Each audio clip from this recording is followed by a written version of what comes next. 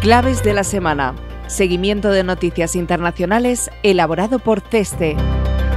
Buenos días, estos son los titulares más importantes de la semana pasada. La economía mundial mantiene el ritmo de crecimiento. Convulsión en Perú ante la vuelta de Fujimori. Muere el líder vietnamita Nguyen Phu Trong. Caída de los ingresos procedentes del Canal de Suez en Egipto. Victoria de Paul Kagame en Ruanda. Comenzamos este repaso fijándonos en el crecimiento de la economía mundial.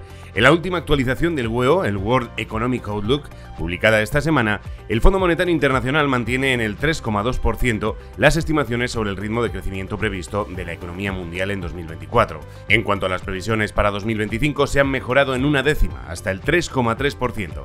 Como anticipó en el informe presentado el pasado mes de abril, el comportamiento variará sensiblemente entre las distintas regiones. En las economías avanzadas, el crecimiento en 2024 será más discreto, en torno al 1,7%. Por su parte, se prevé que el PIB de las economías emergentes aumente este año un 4,4%, impulsado por China, que crecerá un 5,2%, y la India, que crecerá un 8,2%. El FMI destaca la paulatina fragmentación del comercio internacional. Los datos sugieren un incremento de los intercambios entre los países pertenecientes a un mismo bloque ideológico o geopolítico. Por el contrario, las relaciones comerciales entre distintos bloques han disminuido. Asimismo, advierte que el proceso de desinflación se moderará en los próximos meses, como consecuencia del incremento más intenso de lo esperado del precio de los servicios y del encarecimiento de las materias primas, un revés que podría retrasar la normalización de la política monetaria. También nos fijamos en esta ocasión en Perú. El anuncio de Keiko Fujimori de que su padre, Alberto Fujimori, será el candidato presidencial de su partido en 2026, ha desatado una enorme polémica en Perú.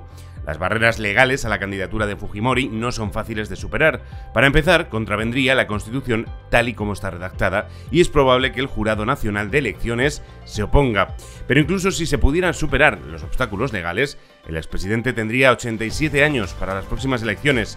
Sin embargo, la marca Fujimori sigue siendo una fuerza potente en la política peruana.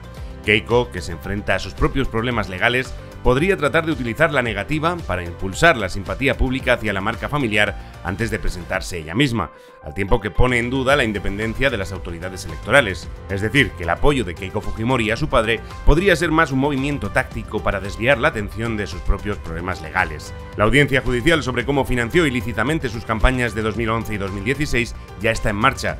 Es posible que Keiko calcule que una negativa de la Junta Nacional Electoral a admitir la candidatura de su padre podría utilizarse para poner en duda su independencia y aportar más pruebas a las afirmaciones de que sus miembros no son aptos para supervisar las elecciones de 2026. Nos vamos también a Vietnam, donde el secretario general del Partido Comunista de Vietnam, Nguyen Phu Trong, fallecía el pasado 19 de julio tras un breve periodo de enfermedad.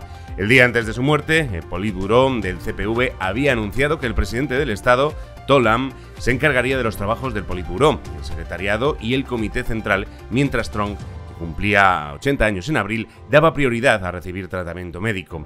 El comunicado pedía a todo el país que mantuviera la confianza absoluta en la dirección del partido y la gestión del Estado. El jefe del CPV es el político más poderoso de Vietnam. Es cierto que el país cuenta con una estructura de liderazgo de 4 pilares que incluye también al presidente, al primer ministro y al presidente de la Asamblea Nacional. No obstante, Trong había erosionado este sistema en los últimos años, concentrando el poder en su círculo de confianza. Lam, que fue ministro de Seguridad Pública y fiel aliado de Trong, ya asumió el cargo de presidente en mayo, lo que le convierte en un firme candidato a suceder a Trong. No obstante, se abre ahora un periodo de cierta incertidumbre por la sucesión, bajo el contexto de las intensas campañas anticorrupción. Es pues de esperar que los grandes proyectos de infraestructuras ligados a las decisiones políticas sufran nuevos retrasos. Y también preocupación nos llega desde Egipto. De acuerdo a los datos de la Autoridad del Canal de Suez, los ingresos por peaje obtenidos en el último ejercicio fiscal, finalizado el 30 de junio, descendieron un 22% hasta los 7.200 millones de dólares. Alrededor de 20.150 buques atravesaron el canal en comparación con los cerca de 26.000 barcos que lo utilizaron en el año fiscal 2022-2023. Esta caída podría agravarse en el presente ejercicio, dado que persiste la inseguridad en la región, como consecuencia de los continuos ataques perpetrados por la milicia rebelde de los hutíes. Los ingresos procedentes del canal constituyen, junto al turismo y las remesas, las principales fuentes de divisas del país norteafricano. En consecuencia, la inestabilidad en el Mar Rojo ha provocado un importante deterioro de la balanza por cuenta corriente de Egipto. De acuerdo a las estimaciones del FMI, el déficit exterior en 2024 se situará por encima del 6% del PIB, un desequilibrio considerablemente superior al registrado en el año anterior, en torno al 1,2% del PIB. Y finalizamos este repaso en Ruanda. Tal y como se daba por seguro, Paul Kagame ha ganado sus cuartas elecciones presidenciales.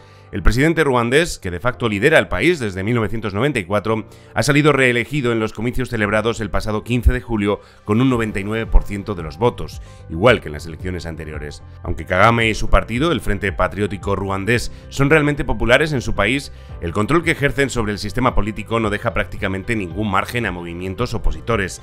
Kagame ha sido el principal arquitecto de la reconstrucción de Ruanda tras el genocidio y ha conseguido que el país tenga muy buena posición económica y peso diplomático, pese a su pequeño tamaño. No obstante, también se enfrenta a fundamentadas críticas por su autoritarismo y por su injerencia en la política de las naciones vecinas. En los últimos años se ha denunciado su apoyo extraoficial al grupo rebelde M23, que actúa en el este de la República Democrática del Congo y tiene como fin hacerse con el control de este territorio y de paso desestabilizar al gobierno congolés. Según la reforma constitucional de 2015, Kagame podría presentarse por última vez a los comicios de dentro de 5 años. Y hasta aquí nuestro repaso de noticias internacionales. Recuerda que puedes consultar más desde el apartado de comunicación Claves de la Semana en nuestra web ceste.com. Hasta la semana que viene.